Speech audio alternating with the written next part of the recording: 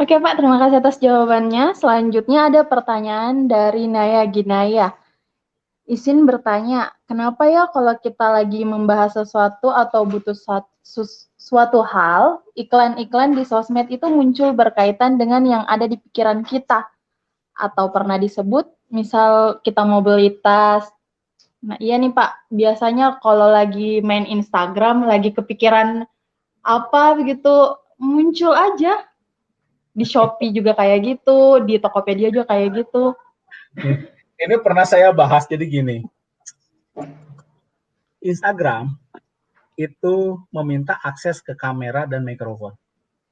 Tujuannya apa? Buat IG story.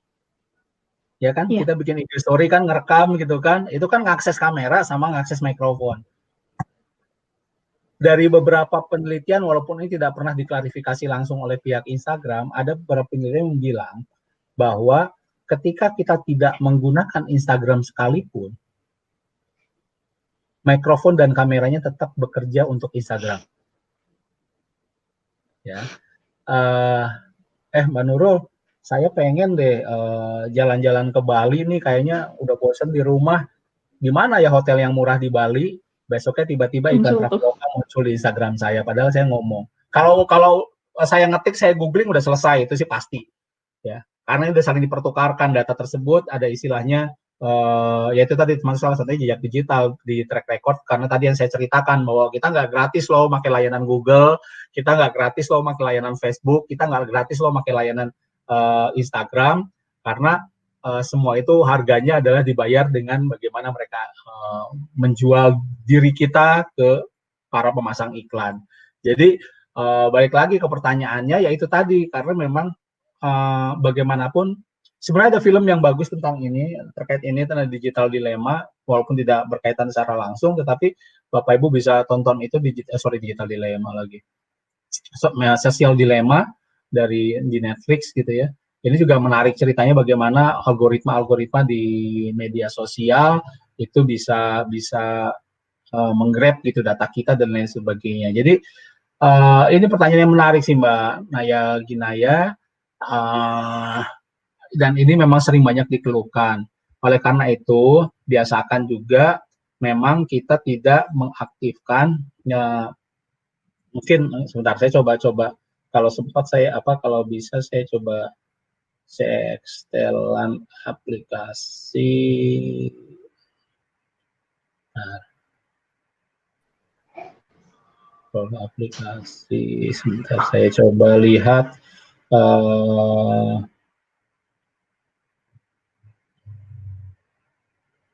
perizinan aplikasi ya. Ya, oke, saya share screen lagi deh kalau gitu.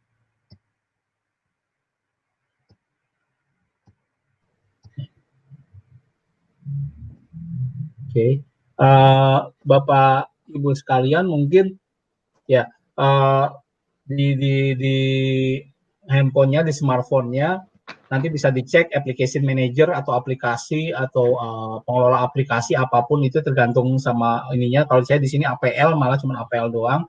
Kemudian dicek kelola aplikasi, manajemen application management gitu ya. Kemudian misalnya ini saya contoh aja ambil Facebook ya. Oke, sebentar.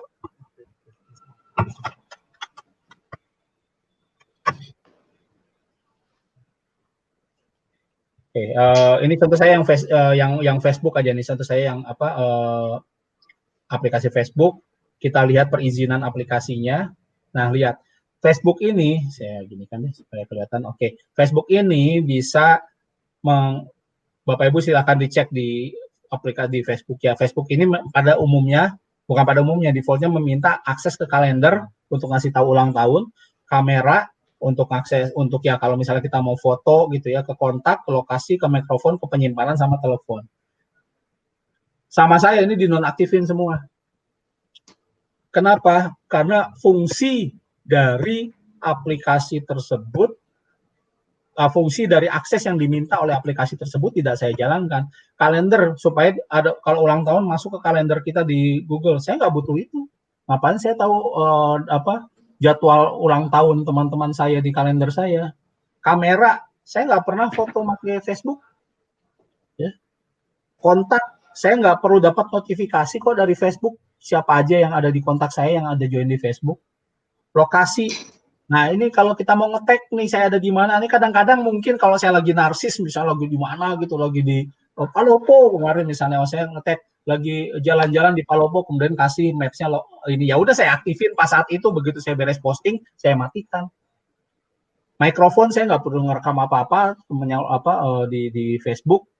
Penyimpanan yang saya aktifkan karena apa? Saya posting foto, fotonya saya ambil di mana? Saya ambil di storage, diambil penyimpanan. Telepon saya juga nggak aktifkan. Nah, seperti itu sama. Tadi misalnya contohnya yang lain, misalnya kita cari Instagram. Nah, Instagram ini memang tricky sih, cukup tricky karena ini perizinan aplikasi. Kamera saya aktifkan, saya suka buka IG story, kontak saya matikan, lokasi saya juga suka bikin IG story yang ada location-nya, mikrofon ya tadi masih IG story, penyimpanan saya aktifkan.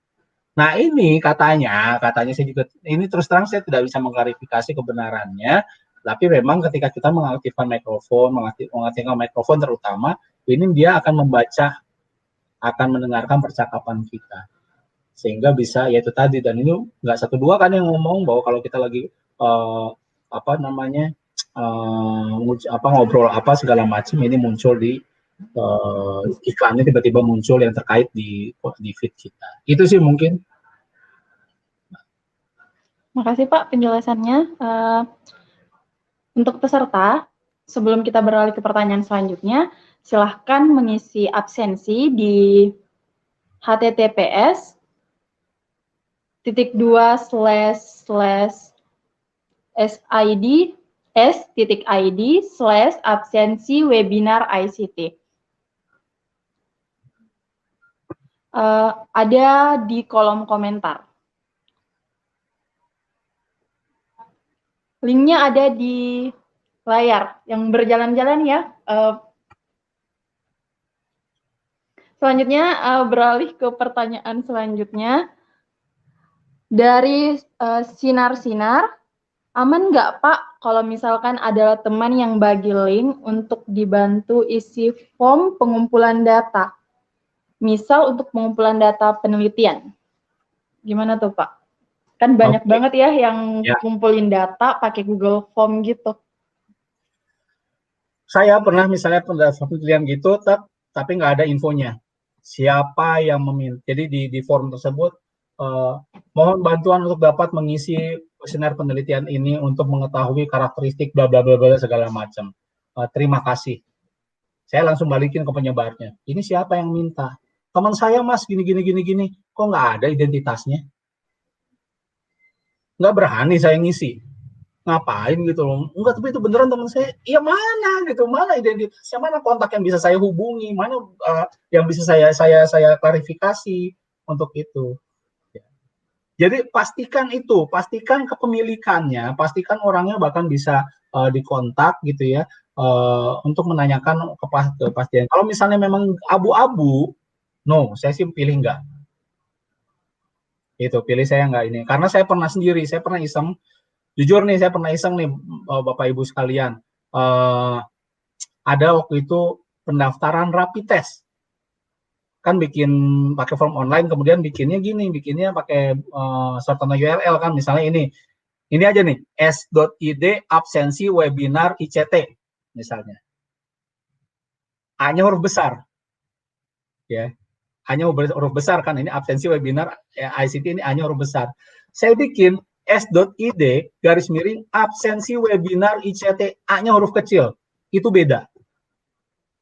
Nah, saya kayak gini, saya bikin nih. Ini sambil ngobrol, saya bikin Google Form, kemudian saya bikin shortener URL-nya, s.id, absensi webinar ICT, huruf kecil. Bapak Ibu yang baca layar teks ini, nggak ngeklik gitu ya, baca layar teks ini akan ini dan karakteristiknya. Makanya saya kalau bikin shortener URL nggak pernah pakai huruf besar, karena ini menghindari hal-hal seperti salah ketik itu. Bapak Ibu akan karakteristiknya nulis ini dan kemungkinan pasti banyak yang kejebak untuk menulis huruf A-nya huruf kecil. Oke, itu pernah saya melakukan hal ini. Tapi saya nggak ngambil data banyak-banyak, saya cuma namanya nama, umur, jenis kelamin, sama pendidikan untuk tahu ini berapa orang dari pendidikan apa yang kejebak gara-gara ini. Waktu itu urusan rapid test sebenarnya, rapid test di kota saya. Saya bikin. Dan dalam 1 minggu saya dapat 100 data yang masuk ke link yang saya bikin. Gara-gara huruf besar, huruf kecil doang. Itu asli 100 data. Di form aslinya, itu minta KTP segala loh. Saya nggak minta. Daripada saya jadi kriminal, ngumpulin data KTP, saya cuma nanya itu data umum. Tapi begitu di-submit, saya tuliskan, untuk mengisi formulir lebih lengkap, silahkan klik. Saya kasih link aslinya, jadi saya nggak nipu, cuma ngetes aja. 100 data saya bisa dapetin KTP sama kakak kalau saya mau. Ini hati-hati. Kemarin terkait bantuan produktif untuk usaha mikro, itu muncul juga formulir beredar. Sampai mengatasnamakan Kementerian Koperasi dan UMKM. Makin nyatut nama Bapak Teten Mas Duki, Pak Menteri. Saya nggak tahu itu seperti apa. Kartu prakerja, banyak juga kemarin yang minta. Nah, itu yang harus hati-hati, perhatikan bener linknya. Yang kemudian kedua, kalau misalnya nggak ada identitas terkait pemilik kuesionernya, abaikan. Ini tergantung kita ya, Pak. Betul. Bagaimana kita menjaga privasi keamanan data kita. Iya, betul. Nah, selanjutnya ada pertanyaan dari Diani Sri Maulidina. Permisi, pendapat Bapak tentang game bagaimana? Tentang game nih, Pak. Ini pertanyaannya ngambang sebenarnya. Pendapat Mbak Nurul tentang TV gimana?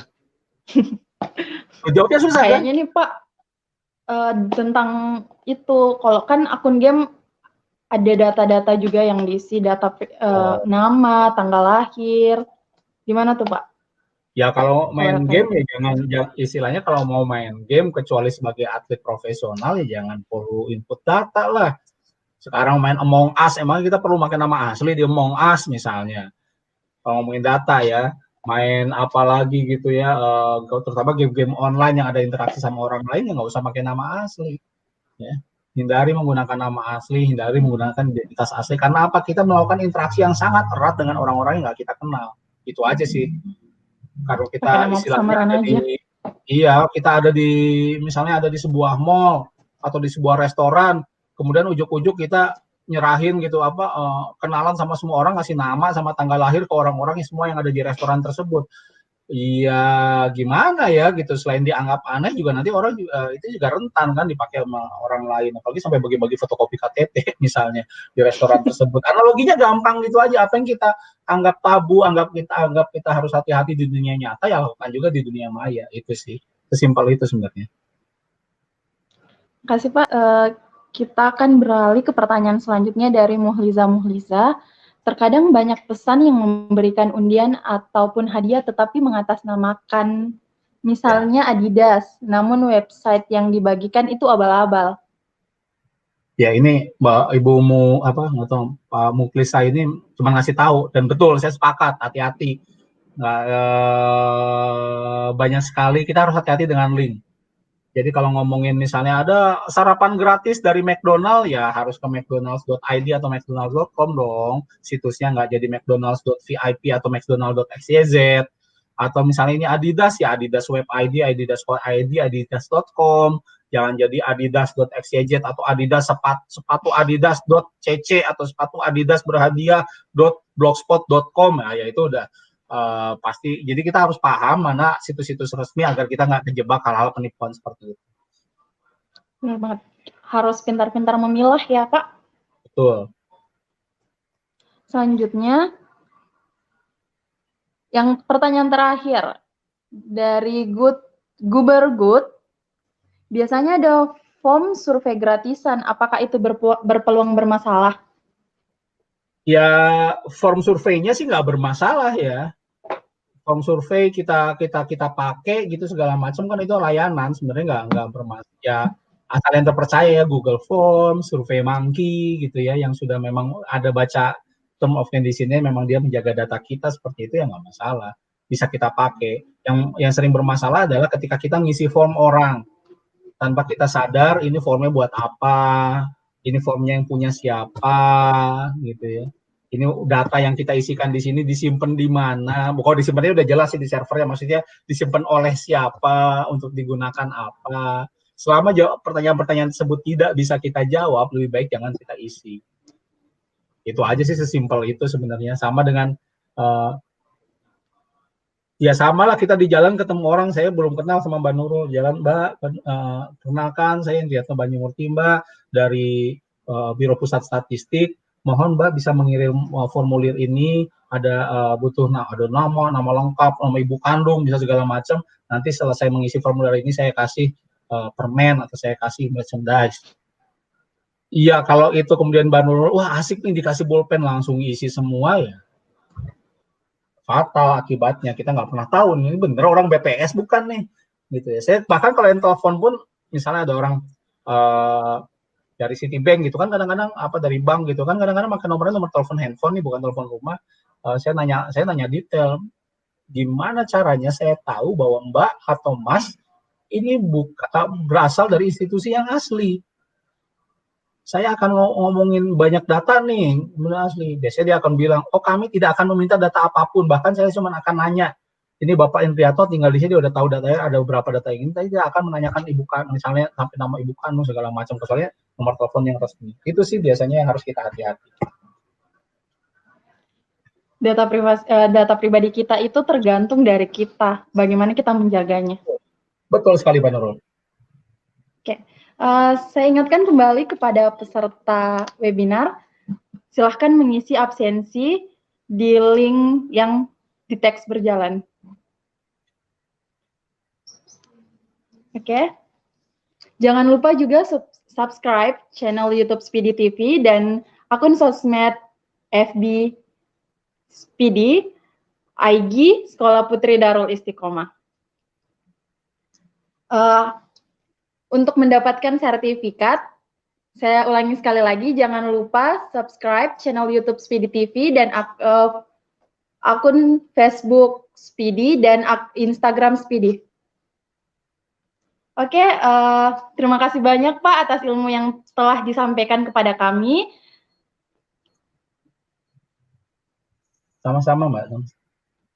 Ya, dengan berakhirnya pertanyaan terakhir tadi, saya ingatkan kepada semua peserta webinar, data pribadi adalah data hak yang tidak boleh dibagikan kepada orang lain. Data privasi itu tergantung dari kita adalah penyebar pertama, jadi hati-hati memilih dan mengisi sesuatu yang berhubungan dengan data pribadi kita.